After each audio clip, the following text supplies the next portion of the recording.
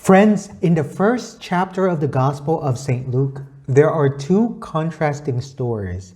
And these two stories are about the responses of two different persons to God's invitation to accept His will in their life.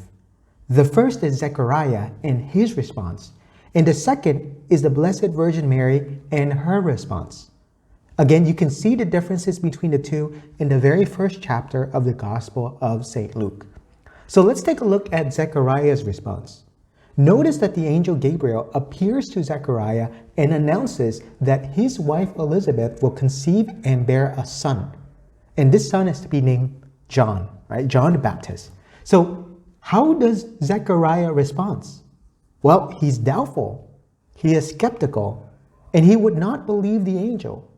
Take a look at the full story in the Gospel of Luke, chapter 1, verses 5 to 25, and you'll know what I mean.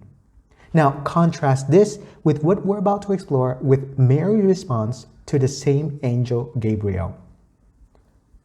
Again, recall that Zechariah is the father of St. John the Baptist.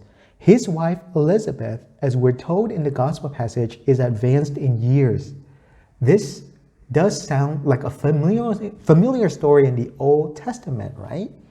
Remember the story of Abraham and Sarah? Well, if you're interested in reading the story, you can find it in the book of Genesis, the first book of the Bible, chapter 18. Anyways, let's continue. The angel Gabriel, the same angel who appeared to Mary, appeared to Zechariah, who was an elderly man, and announced that his wife Elizabeth, who was described as advanced in years, meaning she has passed the childbearing age to conceive a child. But pay attention to how Zechariah responds. Does he believe the angel? Does he humbly accept God's will?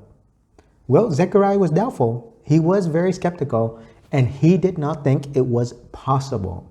You see, in many ways, we can say that his response is very human. It's very human insofar as it is logical and makes sense. After all, he is an elderly man. And so his wife, Elizabeth, is as well, and how could they bear a child? So then, logically speaking, he did not think that what the angel Gabriel responds to him, right, his message, the angel's message to him was possible. But here's the key point to understand. Zechariah's response demonstrates a lack of faith in God.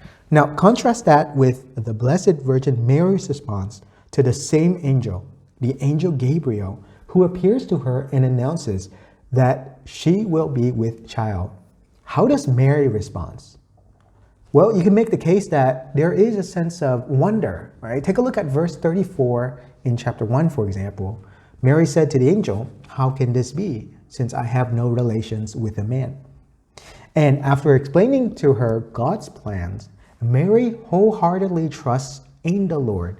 Listen to her response. She says, "Behold, I am the handmaid of the Lord. May it be done to me according to your word." You can find that in verse 38.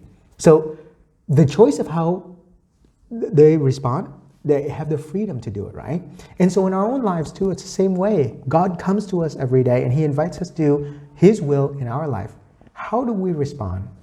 Do we respond like Zechariah or like Mary? Here's the main point. Sometimes certain things just sound unreasonable, but with God, all things are possible. And this point is clearly demonstrated here. And so in our own journey of faith, sometimes it's difficult to see past the logic of what God can do for us. But here's something important to remember. All things are possible with God, and he reveals to us his plan. And so in this Advent time too, as we reflect on God's plan through Zechariah, through Blessed Virgin Mary, we take a look at our own lives too, and we strive to do God's will in our life. May God bless you.